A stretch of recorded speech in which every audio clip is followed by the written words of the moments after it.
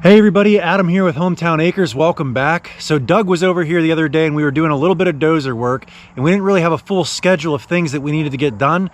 And he said, hey, you want to hop on the dozer and learn how to run it? And I, of course, said, I thought you'd never ask. So we got some footage the other day of me learning how to run the dozer and Doug learning how to run the camera. So we were both doing something for the first time. I'm going to show you guys that footage here in a second. Before we do that, for those of you guys who have never seen how a dozer operates, I thought I'd show you the controls and then we'll get into the footage. All right, so the controls on a bulldozer are actually pretty intuitive with the exception of the gas pedal or your throttle. So your throttle here, as you let it out, you're actually giving it more throttle, and when you push it in, you're dampening down your throttle. So in a car, it's the opposite. You push down to give more gas, you let off to reduce the amount of throttle you're giving. It's backwards on the dozer. Other than that, everything is pretty intuitive. If you ever run a tractor, this stick here is very similar to a tractor. You pull it back to raise up your blade, you push it down to drop your blade. Now, in terms of the six-way angle blade, if you think about it, if you want to turn your blade so that you're rolling dirt off to the left side like this, you pretty much just make that motion with the joystick here. You just turn it to the left, and that's going to rotate your blade this way. If you want to rotate it to the right, just that same motion, just rotate it to the right.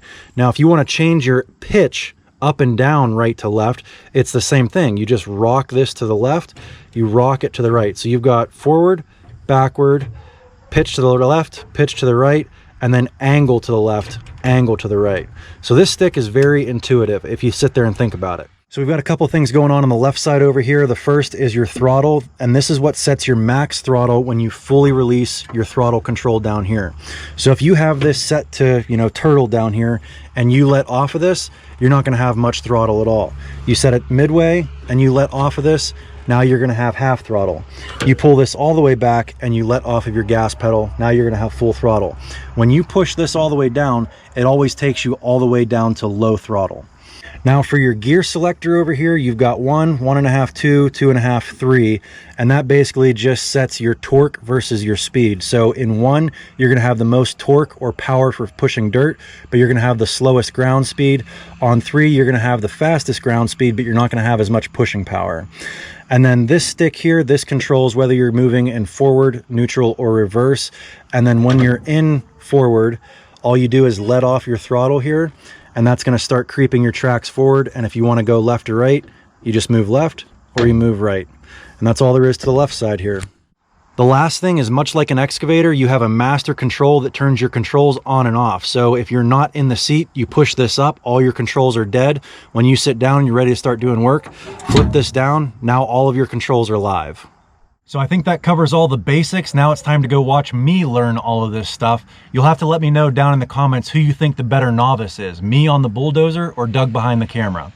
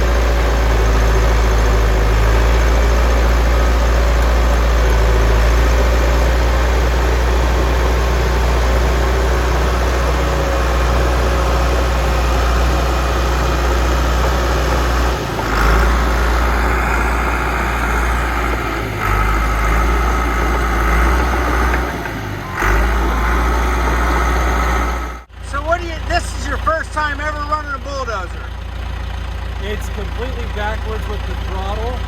Like you said, it's a backwards gas pedal, so it's kind of like letting out a clutch. The more you let it out, the more gas you have. So I actually turned the throttle down because I was getting really jumpy with it. So I turned it down to about halfway, which when you're backing up, you probably want to turn it up because you just completely let it off. And when you're getting into a pile of dirt, you're feathering that throttle a lot. And I was getting a little jumpy up and down with it. So you find that when you start bouncing, your whole body weight makes your foot bounce? Yeah, you just jam and step on the pedal. And it just keeps bouncing you back and forth. Yeah. I can see how people could lose their teeth on this. Well, that's why you gotta just ease into it. Yeah. Keep going, we'll keep videoing.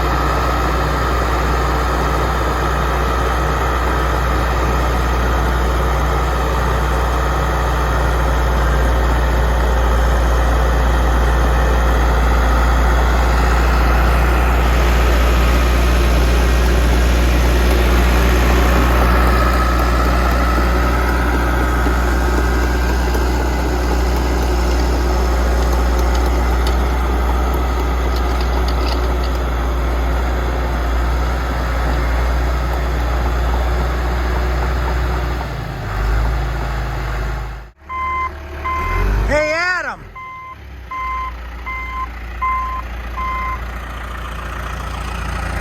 Float is all the way forward. Okay. Now can you still control? You can control angle, you can control tilt.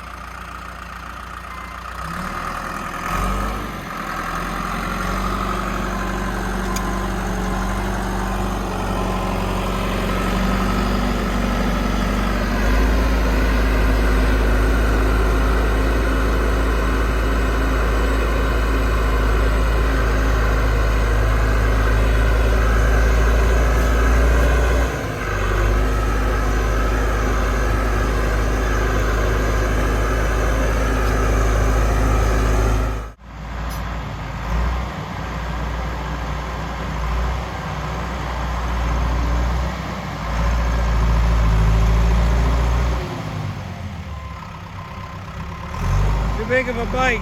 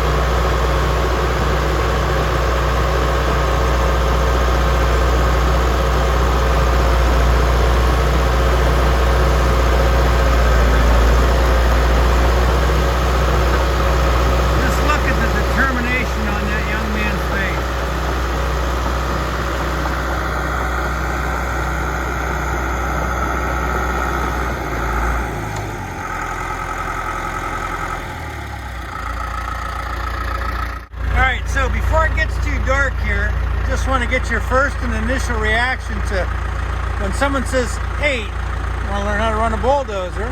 The answer is always yes. Yes, you want to learn how to run a bulldozer. And what do you think?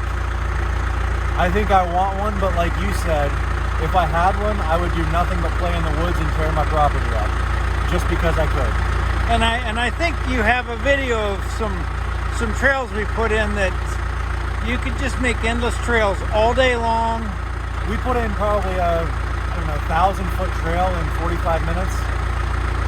And so when you hop on the Bulldozer now and you see how it pushes and what it can do, your initial response is what? I shouldn't have one because I would destroy my property. I want one because they're fun. Oh my God, are they fun.